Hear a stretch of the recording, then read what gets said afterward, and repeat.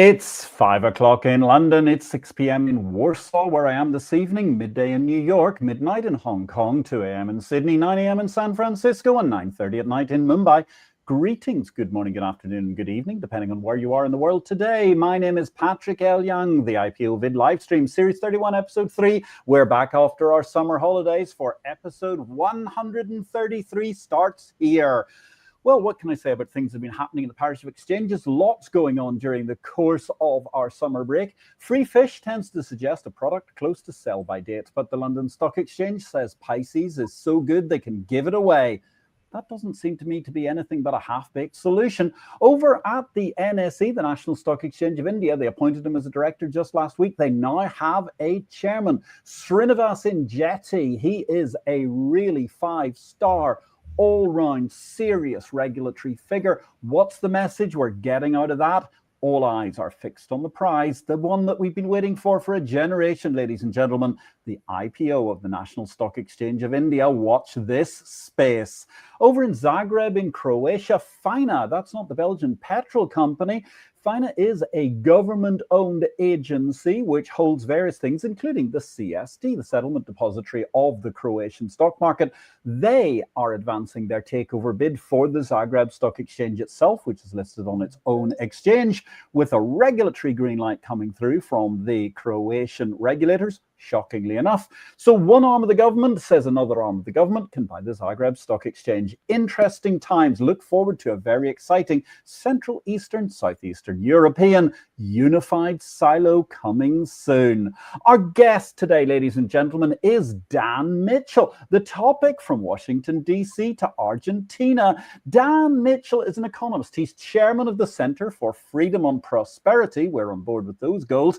A pro-market public policy organization he founded in 2000 AD. His major research interests include tax reform, international tax competition, the economic burden of government spending, and other fiscal policies issues. Having also worked at the Heritage Foundation and the Cato Institute, therefore, he's got a blue-blooded free market reputation across Washington, D.C. Dan has decades of experience authoring papers, writing editorials, working with the public policy community, and presenting the free market viewpoint to newspapers, televisions, and radio media. And you can guess within that bio, ladies and gentlemen, why we've invited him here today. So, George, without further ado, you are a man of many fantastic, wonderful, and interesting parts. Let me ask, where in the world are you today? Welcome to the show. I'm sitting at home in Virginia. I just got back a couple of days ago from Mexico. I leave on Sunday for Spain, but for right now, I'm actually touching base here in Fairfax, Virginia. Fairfax, Virginia, that's fabulous. And so tell me a little bit, I mean, where actually do you originally come from, Dan? Originally from the Connecticut, New York area, basically the suburbs of New York City. Then went down to Georgia for school, and I've been in the suburbs of Washington, D.C. now for 40 years. Wow, 40 years. So tell us a bit about that. I mean, how did you come to be involved in the public policy apparatus? I guess the credit goes to Ronald Reagan. When I was young, for whatever reason, and my family wasn't political, but following the news, I saw this guy, Reagan, running for president, and he was saying things that just made sense to me. So I went off to college and originally majored in political science, but then I figured out what I was really interested in was economics. And then when I went up to George Mason University for the PhD program in economics, I've been in the Northern Virginia, DC area ever since, doing think tank work, trying to educate audiences on the importance of limited government and free markets. And unfortunately, the most remedial audience of all are the politicians in Washington, D.C. So that's always been a tough sell. Well, it's always been a tough sell in Washington, D.C., but on the other hand, it has to be said, they look to be pretty progressive compared to some of the people you could find in, for example, Brussels. But at the same time, I can fully appreciate that it's a difficult message to come across. Also, fascinating news today. I don't know if you noticed it, but apparently Fawn Hall has married Colonel Oliver North. I mean, there's something that really gives us a retro 1980s feel, ladies and gentlemen. So tell me, I mean, these days, therefore, what are you getting up to? What sort of things are really interesting you in this exciting new, not Reaganite, but MAGA era of Washington, D.C.? Well, Trumpism is not Reaganism. In some areas, they do overlap. Trump is a deregulator, and he's a tax cutter. So you could say those things match up with the Reagan agenda, or for that matter, the Reagan-Thatcher agenda, since we have an international audience here. But on issues such as trade and government spending, I'm afraid Trump's more of a populist, not a free market conservative. He's definitely very, very bad on trade. I'm sure everyone in your audience knows that he's just a big protectionist. But what really worries me, since I'm a fiscal policy guy, is that he is not taking seriously the growing burden of government spending. And when you look at the combination of aging population, falling birth rates, and poorly designed entitlement programs, the United States, and by the way, not just the United States, so many of the world's rich countries in Europe, North America, Pacific Rim, we're facing the likelihood of a very serious fiscal crisis. And whether that happens in 5 months or 5 years or 15 years, I have no idea.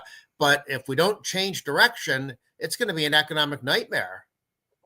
Yeah, and it's really interesting, isn't it? Because obviously, I mean, what is it? It's Tuesday, so we're into our second French government of the week. And I mean, in Europe, obviously, it's much more acute. But nonetheless, I mean, America is at the point where it's spending a colossal amount of money that isn't really there in terms of how it can manage to easily raise it. Yeah, the burden of government spending in the United States is not as high as it is in Europe, and that's to our advantage. We're not as far down the path. I wouldn't even call it down the path to socialism, because it's really just redistributionism. I mean, socialism technically is government ownership of the means of production, central planning, price controls, the whole sort of Soviet Union retro approach. And by and large, most left-wingers today aren't pushing those policies, but they are pushing policies of just endless redistribution, financed by endless class warfare taxes. And Margaret Thatcher said it right many decades ago. The problem with that approach is that sooner or later, you run out of other people's money. And you look at what's happening to interest rates on long-run government bonds. I think the market is getting increasingly nervous. And by the way, look at the fundamentals in Europe today compared to, say, 15 years ago, when there was last a fiscal crisis. Government debt levels are higher, government spending levels are higher, demographics are worse. I would be very, very nervous if I was holding a big pile of Italian or British or Spanish or French government debt. Yes, it's quite incredible at the moment. And I mean, the French issue really raised something, because certainly this week we've seen a French government fall because they wanted to get rid of 2 days holiday. But actually, the French are already taking, I think, 35 or 40% more holiday than the United States of America. And they're actually less productive when they're in the office, which is a big turnaround from where they were in the 1960s and 70s, where they were amongst the most productive people in the world alongside the Germans. And those are the sorts of things that people, certainly in Europe, I think things are running out of steam. Thank heavens for the Polish constitution, which at least in theory limits debt to GDP to 60% of the government spending, which is a wonderful thing. And far too late to impose that in most of the rest of the advanced world. Well, and an even better approach is what you have in Switzerland. Voters in 2001 approved a referendum that imposed a spending cap. It's technically called the debt brake, but what it basically does is it says that government spending on sort of a rolling 5-year basis is limited to the growth of the economy. And ever since the Swiss spending cap debt brake went into effect, government debt levels have fallen. The burden of government spending as a share of GDP has declined. Switzerland keeps getting richer, while the rest of the continent keeps falling behind. So I actually think Switzerland is really the best role model in Europe for good fiscal policy.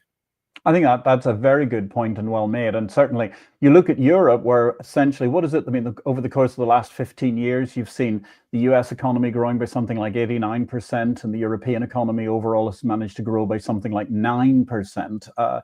It would be a colossal meeting of minds just to manage to find them trying to think about economic growth, because they haven't broken 2% for 60 quarters or something like that, if not more. Yeah, it's really a mess. So, I mean, when you look at, and when you're talking to people, obviously you mentioned the fact that you're off to Spain in the near future. You've just been in Mexico. Are there any governments across the world that you're finding particularly receptive to a kind of Reaganite free trade and deregulatory message?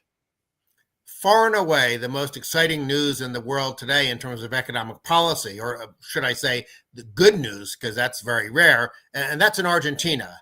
Javier Milei, after winning a surprise landslide victory in November 2023, has just done some great reforms in terms of reducing the burden of government spending, deregulating, making all sorts of positive changes that have begun to turn Argentina around after 70 plus years of bad Peronist policy that was basically protectionism, big spending, class warfare, heavy-handed state regulation.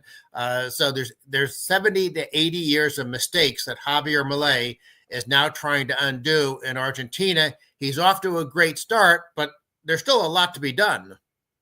Well, there's obviously a colossal amount to be done, because you look at the Argentine economy, as you say, I mean, when the Peronistas were on the rise, just after the Second World War, Argentina was the 6th or 7th biggest economy in the world. Okay, a few guys had kind of relegated themselves through being defeated, but even so, it was obviously a G10, if there had been such a thing at that stage, economy without a doubt. And yet 70 years of misgovernment, and they ended up essentially almost in the little leagues. It's quite staggering. So what do you think are the best things that Milei has achieved so far?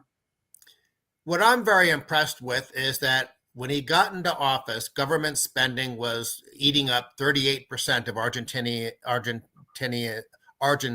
Argentinian economy. Within 1 year, he reduced the burden of government spending to 32% of GDP.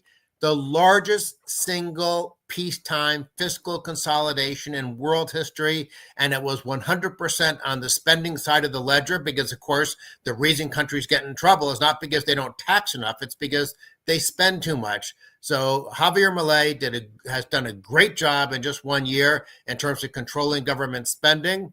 And because he controlled government spending, he immediately balanced the budget, something nobody thought could be done. And because he balanced the budget, there was no longer a need for the Argentinian central bank to print money to finance their deficits. So inflation has come down from over 200% to, now it's less than 20%, and it's on its way down to basically nothing. So he's doing exactly what libertarians have always said would be necessary to make an economy stronger, and he's getting exactly the results libertarians said you would get.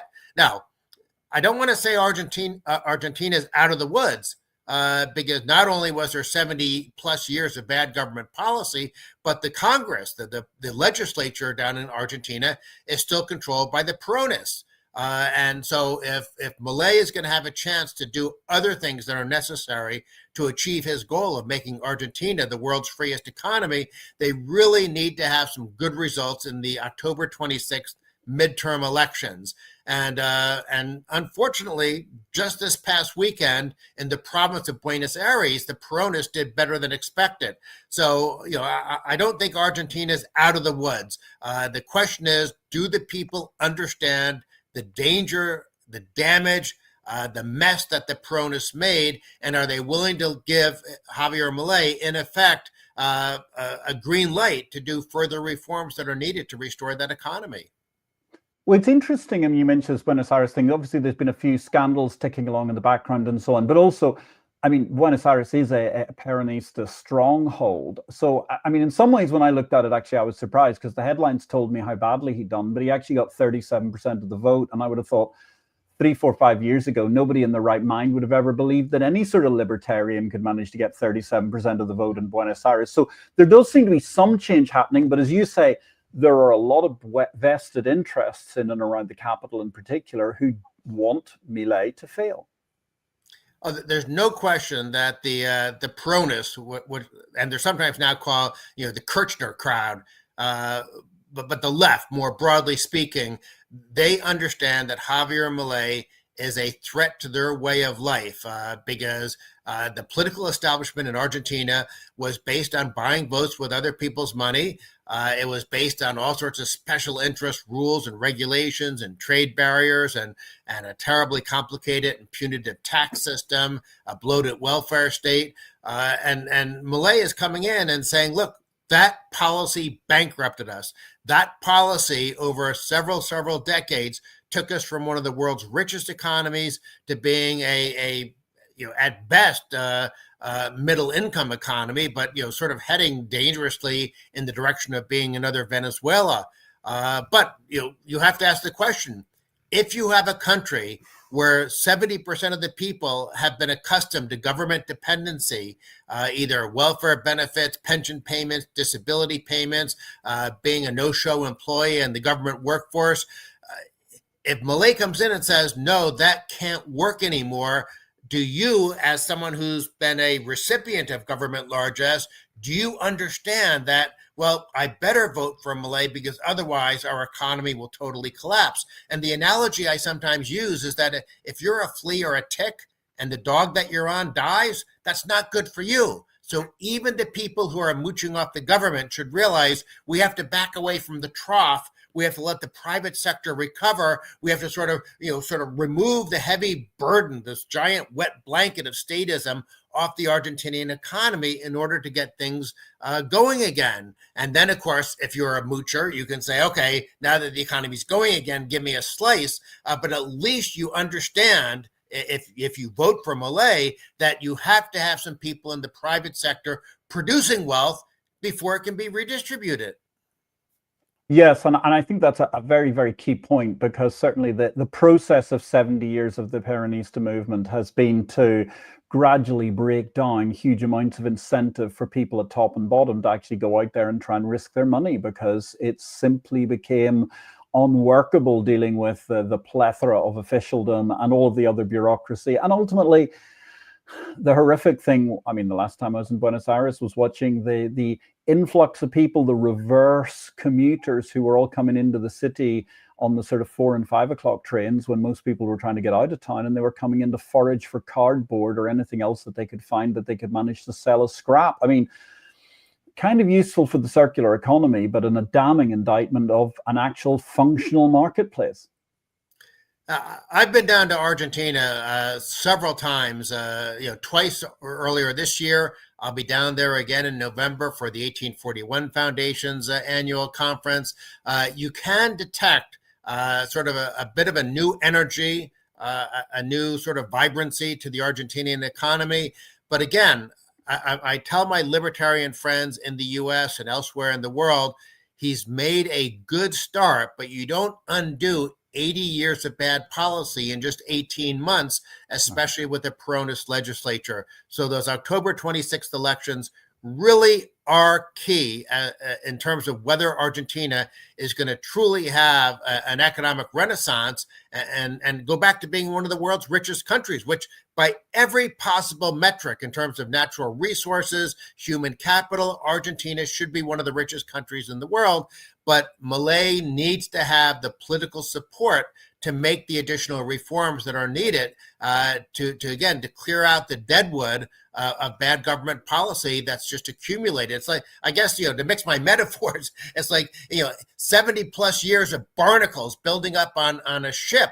And Milei's been able to scrape off 1/5 of them. But a lot more needs to be scraped off for Argentina to become rich and give everyone in Argentina the chance to rise dramatically in terms of their living standards.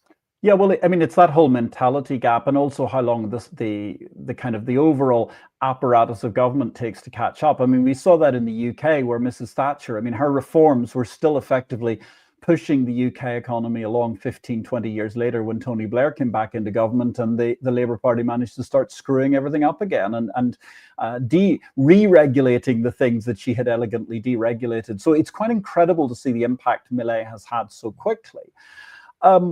So tell me, I mean, I'm interested because obviously you're in Washington, DC most of the time. I appreciate you're in Virginia today, nearby. But what do you think is the actual attitude towards Milei? Because it seems at the top level, the president has a somewhat of a soft spot, or maybe J.D. Vance as well have a soft spot for Milei and his crusading activities. But actually their economics are overall quite different, as you were mentioning earlier. I think what unites Milei and Trump is that they both are hated by the left. Now, the left hates them for different reasons, perhaps. The left hates Milei because he's threatening the whole sort of insider crony system that Argentina had become. The left hates Trump simply because I don't know. I guess mostly because he's politically incorrect, or but also, to be fair to Trump, I mean, he's appointed good judges, he's deregulated, he's cut taxes. So there are policy reasons why the left hates Trump, and of course, they don't give him credit for the increases in government spending and the protectionism, even though those are left-wing policies. The left, if what they want is a true leftist imposing left-wing policies, they don't want a Republican doing it, or they're not going to give a Republican credit. So Milei and Trump, stylistically, they're the same, very sort of over-the-top personalities, very flamboyant, very aggressive in terms of going after their enemies. In the case of Milei, the enemy is the casta, the political caste. In the case of Trump, it's just anyone who gets crosswise with them, I guess. And they do have some similarities in terms of government policy, but again, there are those big differences on sort of government spending and trade, where Trump is more of a big government populist, whereas Milei is an across-the-board libertarian. Very interesting. So, I mean, let me ask you, in terms of what's going on in the US at the moment, obviously we've got, what now? I mean, little more than 12 months, actually, 14 months to the midterms, something like that. Do you think that Trump is going to be doing a great deal more economically while he nominally has the support of Congress, on the presumption that, everybody, every pundit on the planet, other than me actually, seems to think that it's determined that he's going to lose the midterms at the moment? Well, I'm not a political prognosticator. Normally, the party that holds the White House will lose seats in the House and Senate during the midterm elections, but it doesn't always work that way. And, what is it that they say in, financial market commercials? Past performance is no guarantee of future performance, or something like that. So I have no idea what will happen in the midterm elections. The Republicans have a very narrow majority in the House of Representatives. And so I'm not surprised there are plenty of predictions that they'll lose control of the House. They have a 3-seat margin in the Senate, and the map, in terms of what Senate seats are up, the map seems to favor them. So there's a much higher likelihood of Republicans holding the Senate. I will say this: if they lose both the House and Senate, we'll probably have another impeachment vote, just because Democrats are so used to doing that. And Trump, of course, sometimes it almost seems like he wants to give them ammunition to do it, because he likes getting them all worked up. So we'll have lots and lots of political, silly, pointless battles if we have a Democratic Congress and Republican president after 2026. But in some sense, from a policy perspective, I mean, what is Donald Trump's economic agenda now? He's not really proposing any additional tax reforms. He'll probably continue to be sort of semi-weak on government spending. Hopefully there'll be some deregulation moving through the system. But there's really, we're almost, we got the so-called one big beautiful bill. I don't think there's going to be a major, other than whatever sort of random protectionist stuff he does, I don't think there's going to be a major economic agenda or legislative package that Trump is trying to get through. So almost by definition, if there's no economic agenda going on, it'll just be political fights. So that is interesting, because I would agree with you. I mean, it seems to me there's not really a huge economic agenda going on in terms of what's happening at the moment. And that obviously has to be a bit of a concern for the rest of the world, because if our economic leadership in terms of radicalism is coming from Argentina, not a lot of people are going to pay attention to that. And at the same time, there seem to be, I don't want to say that I'm not going to talk the world into a recession, but there are certainly a lot of problems, ergo government debt in particular, out there that we need to reform. And yet there seems to be a paucity of people talking about reforming the economy. Well, I want to emphasize something. If politicians in most of the world's advanced nations do not tackle their entitlement programs, the government-run healthcare systems, the pension programs, the welfare programs, the disability programs, if those programs are not fixed, there will be major debt crises. Now, let me emphasize something. The problem is government spending. The symptom of too much government spending is debt. But the debt in and of itself can cause a crisis when investors, like they did with Greece back in 2009, when investors think suddenly, well, I don't know that I trust this government to pay back its loans. That's when you have a so-called debt crisis where interest rates spike up. Financial systems oftentimes are hit by contagion because usually, oftentimes because of government mandates, they hold a lot of government bonds. And it's not going to be limited to a few small countries. When you're talking major countries like France and Italy, the prospect of a serious fiscal crisis should be very, very sobering because not only the crisis itself, but in all likelihood, what are these politicians going to do?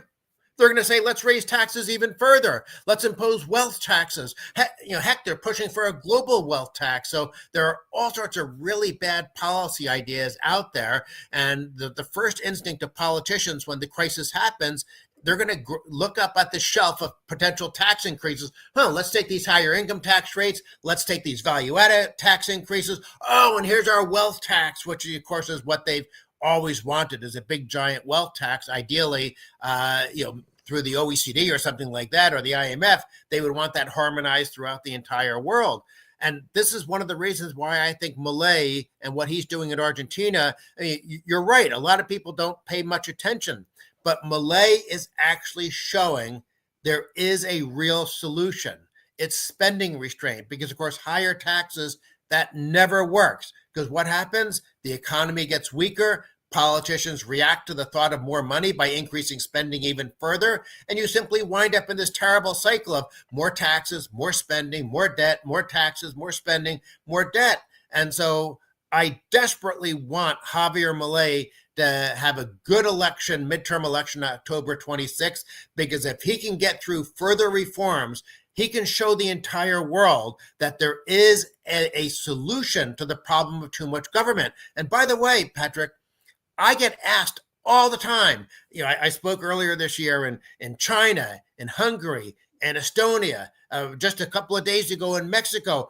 Everyone asked me about Milei. The world is paying attention, at least sort of the policy wonks of the world are paying attention. And if Javier Milei can at least convince the so-called center-right parties of the world, instead of sort of having this appeasement, sort of soft big government mindset, if he can convince them to go back to a Reagan, Thatcher, more muscular agenda of limited government and free markets, I mean, I'm only slightly exaggerating when I say that Javier Milei may wind up saving the Western world.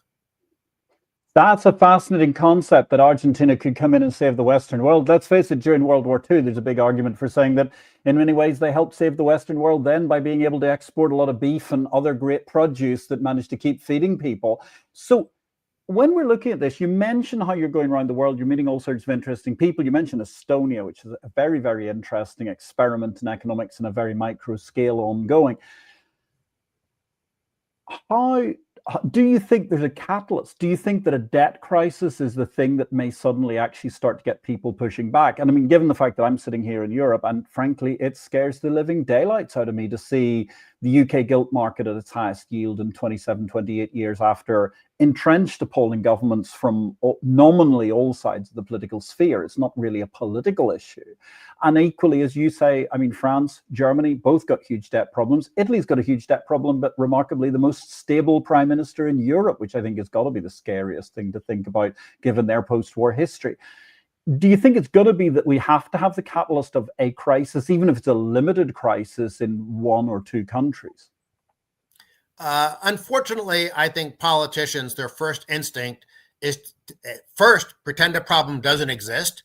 And then if they're forced to acknowledge the problem, they want to postpone it, kick the can down the road, as we say in the United States. And only when the crisis really becomes serious, then they'll finally take action. And as I already warned, their first instinct is always, how can they grab more money from the productive sector of the economy with their grab bag of different tax increases, sort of like what most of them did back in the European debt crisis of 2009, 2010.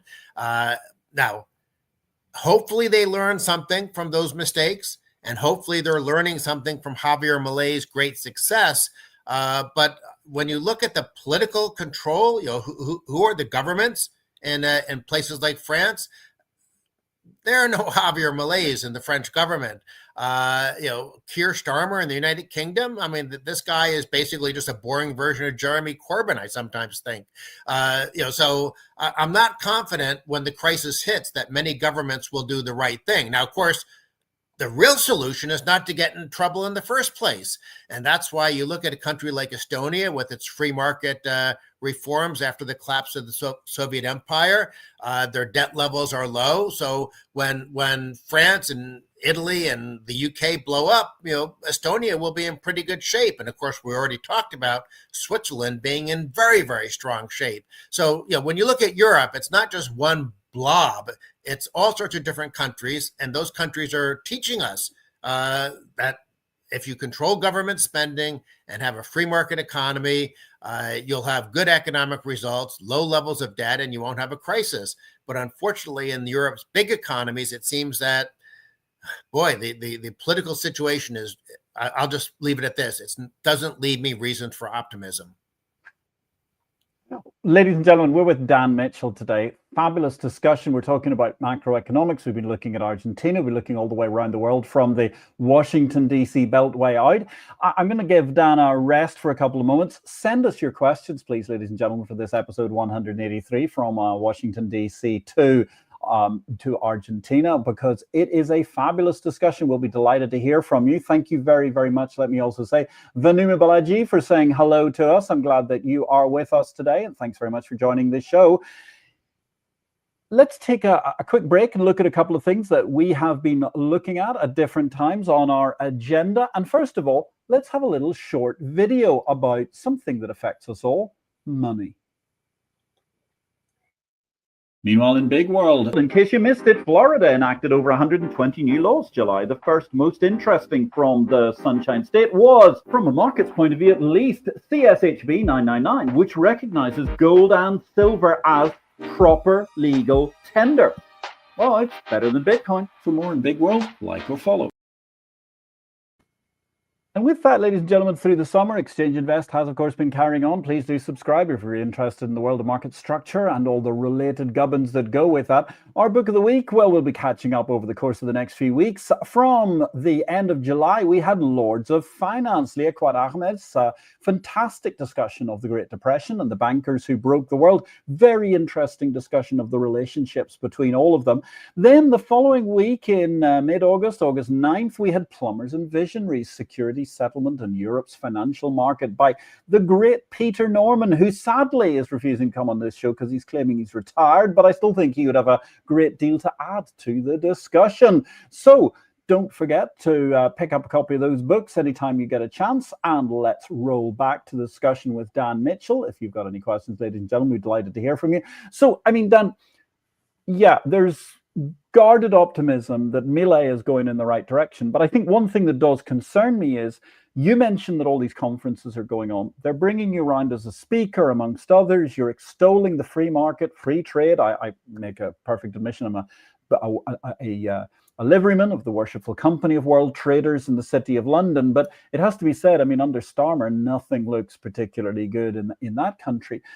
It does worry me a little, because do you see champions for these ideas beyond Milei's Argentina who are likely to be going into government? Because, as you rightly say, there's certainly none of them going to be trying to fight for the Elysee Palace in Paris in a couple of years' time. Boy, that's a tough question, Patrick. I'll give you an anecdote to tell you how tough it is. In 2016, there was a libertarian running for president, Gary Johnson. And he got a little bit of attention because there was a lot of unpopularity with the choice of Donald Trump versus Hillary Clinton. But Gary Johnson committed what everyone thought was a gaffe, because he was asked by someone in the media, name a foreign leader you admire. And Gary Johnson couldn't come up with any answers. And I wrote a column saying, well, of course he couldn't come up with any answers, because unless you happen to know about Mart Laar in Estonia, and of course he wasn't even in office anymore at that time.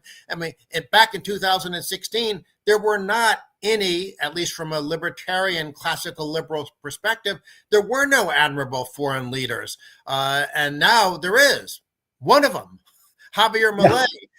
Now, I'm sure that whoever the the rotating president of Switzerland is probably a sensible person. I'm sure whoever happens to be the prime minister of Estonia is probably a sensible person. But it is very unfortunate that looking around the world, you don't have a lot of success stories. I mean, yeah, Singapore is a market economy that's gotten very rich, but everyone's like, oh, that's just a small economy, so that doesn't count. And of course, Hong Kong before Beijing crackdown was a great story, but people said, oh, it didn't count because it was just a small little speck of land. So we really need more Ronald Reagans and Margaret Thatchers to come around, and maybe Milei will cause. There'll be a positive contagion effect if he convinces other center-right politicians to do the right thing. Because that, and this is probably a worthwhile thing to talk about, Patrick.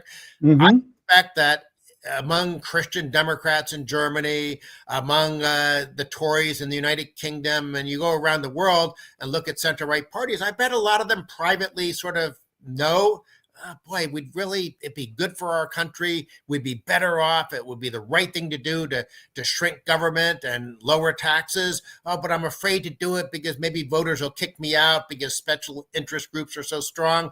If Milei shows that you can do the right thing and be politically popular by doing the right thing, maybe, just maybe, that will lead to a backbone infusion among politicians elsewhere in the world that privately understand he's doing the right thing in Argentina, but they're afraid to try to do the same thing in their own countries. I mean, think about it. Reagan and Thatcher, we're now talking, almost 50 years ago. Reagan and Thatcher showed the world that an agenda of free markets and limited government boosted prosperity. And we did have this period of time for about 20 years called the Washington Consensus, when there was a lot of liberalization going on around the world.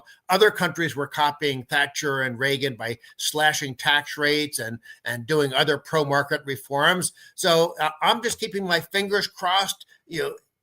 We need another revolution in terms of free markets and limited government, because if you look at the demographics, and this is something that's built in, we know it's happening. We know we're living longer. We know we're having fewer children. A modest-sized welfare state, when there was a population pyramid, was mathematically feasible. Not what I would have wanted, but it was mathematically feasible. Well, now that we're moving from a population pyramid to a population cylinder with more old people and fewer young people, and of course, the young people are the future workers and taxpayers, you can't have the massive welfare states that we have today. Otherwise, there'll be economic crisis, economic collapse, and just terrible consequences for the world, because you could bail out Greece in 2009, 2010. It was a tiny economy compared to the world. If Italy and France or the United Kingdom are going belly up, and heaven protect us from the US doing the same thing, because we're heading down that path as well. I mean, it could really be terrible economic consequences in our lifetimes. It's a colossal series of things to unpack there. And I mean, certainly you're absolutely right about the 1980s. I mean, I think also of the kind of holy trinity we had, because you had Reagan, you had Thatcher, and in the middle, well, at least slightly further to the east, you had Pope John Paul II. I got to mention him today as I'm in Warsaw, Poland, because what he did in funneling cash in order to essentially break down the whole of the Soviet bloc and the Warsaw Pact was a phenomenal achievement that nobody believed could happen just years before we ended up at the Gdansk Round Table talks, and then ultimately the Berlin Wall falling apart later in 1989, and the whole 1990 experience. It's fascinating. And as you say, if people can see that they're going to win electorally, that might be the thing to push them around. I must say it's very worrying at the moment, because there's such a lack of candidates. Fabulous question has come in. I'm going to move slightly the cadence of where we are. Anne Berg, our commodity doyen, and I hope you don't mind outing you, Anne, but I do believe you're a bit of a fangirl for Javier Milei as well. She's saying, most fascinating, the world sits up and takes note of the mercurial Milei. Dan, do you have an opinion of a possible US minerals trade deal with Argentina? I am a policy wonk, not an investment guru. So I'm not going to pretend to know which of the many deals that Milei is signing, which ones are good and which ones will make a big difference. I know that there's sort of an endless series of news. Investors around the world are noticing that Argentina is doing these reforms. There's a lot of enthusiasm about investing in Argentina. But in terms of details, I'm sure there are many, many people more qualified than me. I give boring talks about economic policy. I'm not in the world, unfortunately, of actually making money. So let's widen that out a bit. But when you look at sort of economic policy, how do you see the way in which economic policy can be used to improve trade in things like minerals and other related issues? Because obviously we've ended up down this crazy rabbit hole where everybody believes that there's a scarcity. I mean, they even put the name rare in front of rare earths when they're actually not that rare. I mean, they're difficult to find, but they are in existence. Are there ways here where we can help reshape the economies and therefore help the Milei agenda as well as other agendas around the world? Oh, well, there's no question that some of the things Milei is doing are directly connected to the fact that there are now all these economic deals, all these new investments pouring into the country. Most importantly, he's getting rid of all sorts of just ridiculous permits and rules and restrictions that made it difficult to bring in machinery and equipment and technology, and most importantly, by fixing the financial system, controlling government spending, eliminating budget deficits, and in effect freeing up the currency. Milei has made it possible for companies not only to make money in Argentina, but then to take the money out of Argentina when it's time to pay off shareholders and bondholders. So a lot of Milei's economic reforms are very tangibly and directly connected to the fact that international investors, multinationals, and others see Argentina as a much better place to invest than they did just a couple of years ago, because the Peronists had made it such a nightmare where, okay, maybe you could get money in, albeit in a very expensive way, but you couldn't get money out. And so I completely applaud what Milei is doing. He understands that inward investment is a great shortcut to making an economy richer. And I'm not surprised we're seeing all these projects being announced and being undertaken. I just don't happen to be an expert on the business side of it. No, that's fine. It's absolutely fine. And I think it's a very interesting point you make, though. It strikes me that a couple of things that are vitally important is you must be able to get your money in and get your money out. The second thing is the body of law that's behind it. One of the problems I saw in Argentina in recent years was because they were using a kind of Hispanic and therefore Roman law-based system, that in itself can present some problems where Anglo-Saxon common law can be really good. To wit, when you go to try to buy yourself a house or an apartment in Buenos Aires, the property canon isn't actually very well organized. Now, that even predates the Peronistas. I mean, that's something that's been going on for centuries, whereas you look at offbeat places like the former Yugoslavia, which is actually incredibly well organized, despite the fact that they had Tito and socialism for 30 odd years. Or to be fair, somewhere like the USA and the United Kingdom, where you've pretty much got 100% likelihood that as long as you go through the paperwork right, when you buy yourself a piece of property, you know that you own it and you aren't going to be subject to many dubious claims. I'm a big believer that the common law system is one of the great advantages of the Anglosphere, the United Kingdom and all its spin-off countries like the United States. As a matter of fact, that there's a tech guy in San Francisco, John Chisholm, who's writing a book about how the common law is a great economic advantage for the countries that have it. You should have him on as a guest. I think your listeners and viewers will be very fascinated by some of his insights. That sounds fantastic, actually. He would build beautifully on one of our previous guests. We had Barney Reynolds, who himself wrote the common law system of law for the Abu Dhabi Financial Center so that they could integrate into the world's financial centers effortlessly and appear legally as if they're just That's a very, very interesting point, and I'm glad to hear that we're agreed on common law. So when you look at what's going on at the moment, are there any particular spots in the US policy agenda that, beyond the debt and the spending, that particularly concern you at the moment? The number one concern, obviously, is trade. It's not just that Trump is dramatically increasing trade taxes. He's doing it in a way where he's creating a lot of economic uncertainty, not to mention the fact that there are legal cases where his ability to just unilaterally impose these trade taxes may be thrown out by the courts. As a matter of fact, I'll predict that ultimately the Supreme Court will rule that he's misusing the IEPA legislation. But unfortunately, there are other laws, and I fully expect if Trump loses before the Supreme Court, he'll just turn around and unilaterally impose trade taxes using other laws. And then, of course, you have to start the whole legal process all over again. But while that's happening, all the people all around the world, importers, exporters, workers, consumers, companies, you name it, everyone is sort of maybe not frozen in place, but there's this massive uncertainty tax on top of the trade taxes, and he's definitely throwing sand in the gears of the global economy. And it's just unfortunate. He really seems to believe that trade is bad. Yeah, although, I mean, to be fair, on a certain level, I mean, the USA has been incredibly indulgent of a lot of other economies by allowing the Europeans and so on to have much higher level of tariffs for American goods going there than coming in. I'm not sure I necessarily disagree with that part of his equation, but I'm with you in the idea that certainly it seems sometimes that he thinks everything must be made in America, which seems to disregard a couple of hundred years of economic theory that other people were writing.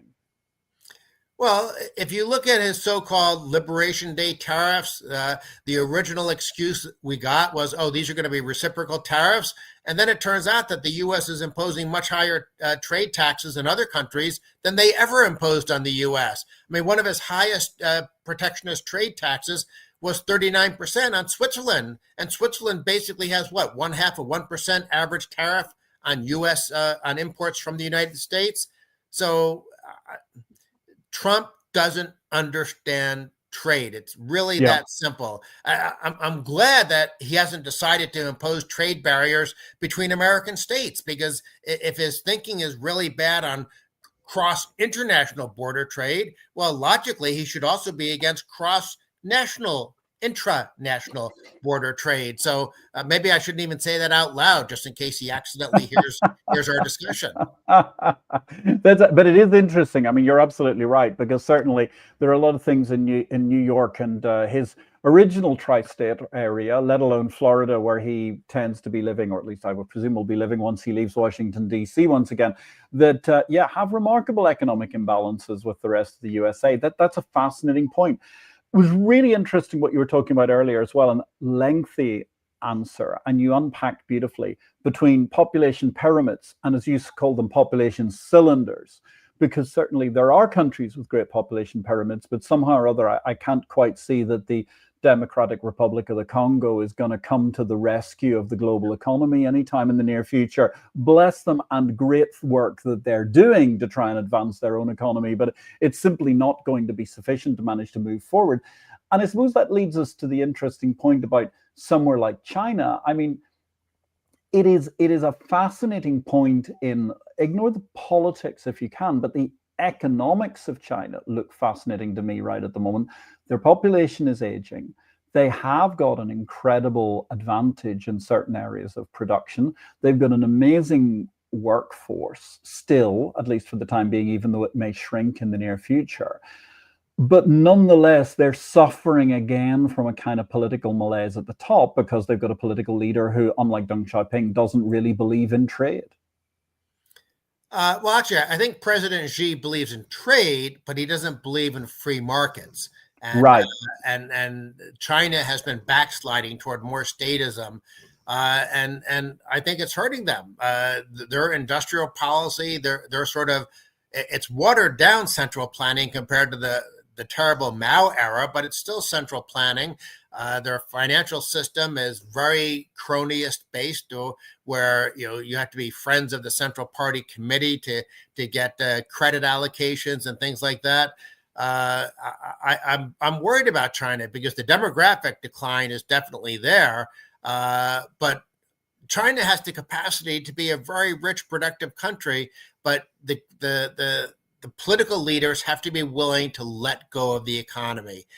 They have to be willing to just let private markets flourish, and I'm afraid that they're moving in the wrong direction. And I don't see any reason for optimism in the near term, at least, that there's going to be a second wave of liberalization like there was in the 80s and 90s.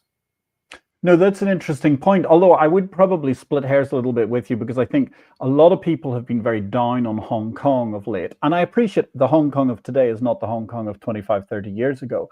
But nonetheless, that does still strike me as an incredibly dynamic economic trade entrepot in a way that a lot of parts of the rest of the world just aren't. And let's face it, they've still got a remarkably low tax base and a lot of incentives if you do well. Hong Kong used to be the sort of gold standard for economic liberty. And you're right, the tax system hasn't been ruined just because Beijing has sort of cracked down on civil liberties. But if you look at investment flows, I think Hong Kong is beginning to suffer. There's a growing gap between Singapore and Hong Kong. Those used to be the two competing free market city-states of Asia, and a lot of maybe not a lot, but a significant amount of economic activity has migrated from Hong Kong to Singapore. So by world standards, Hong Kong still has an awful lot of economic freedom, but I don't think there's the confidence in the future that's necessary for sort of long-run investments and long-run economic growth. I hope I'm wrong. Like all economists, I'm sure I am wrong many, many times. But boy, I'd love to see Hong Kong go back to the sort of total freedom that it had 10 years ago. That would certainly be a very, very interesting proposition altogether, Dan. And look, I mean, thank you so much for what has been an incredibly interesting discussion. We've been here talking all the way from, well, actually, we've done a tour de table of most of the world, but we started from Washington, DC, and we worked our way to Milei's Argentina and many other places in between. It only remains for me to ask you that one key question we ask all of our guests. Dan Mitchell, where do you think the capital market revolution goes next? Unfortunately, I think the biggest thing to look at in capital markets is the danger of another European-style debt crisis. If, heaven forbid, there's any sort of global recession, I would be stunned if it didn't wind up producing a debt crisis. France, Italy, maybe even the United Kingdom. I mean, so many of these countries are in just very difficult shape because of their demographics and their structure of their governments, with just too much of the economy being diverted into political control. And that's what makes me very, very nervous in the long run. And for all I know, the long run might only be a year or two away. I hope we have a lot more time than that. But like I said, the moment there's some sort of hiccup in the global economy, I'm going to be very, very nervous about what's going to happen with some of these European welfare states that have refused to take seriously their fiscal situations. There you go, ladies and gentlemen. It's not going to be a question of, well, it's a question of, I suppose, debt, Cluedo. It's not whether it was Colonel Mustard with the iron bar in the conservatory, but it's actually a question of who's going to be the person whose debt mountain causes the death in the first place. Now, one thing we haven't done today, and I'm so sorry, Dan, I meant to talk to you about it earlier, but I just want to highlight, you have a fantastic book out. It's a really, really gripping read. It's most interesting to see altogether. I do believe we've got a cover of it somewhere about to appear on thing, talking about the greatest Ponzi scheme, how the US can avoid economic collapse. I think probably we can all deploy our intuition to get an idea of some of the stuff we've been talking about here, but actually come back some other time and let's talk more directly about your book. It would be great to have you back on the show. I've thoroughly enjoyed this opportunity to re-energize IPO-VID after the summer break. Thank you very, very much to our other interlocutors, Vanumu Balaji and Anne Berg. Thank you for those great questions. Thank you to our fabulous production team, Desiree, Janella, and Racy.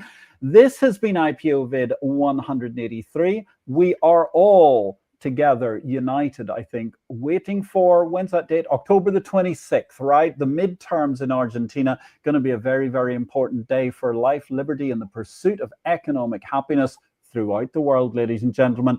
Dan Mitchell from Washington, DC to the Argentine hinterlands. Thank you very much for joining IPO-VID. Ladies and gentlemen, I wish you all a great week in life and markets. Next week, slightly different change of pace. We're going to be talking about banking on your neighbor with the entirely beguiling and brilliant Melissa Dorman. Catch us same time next week.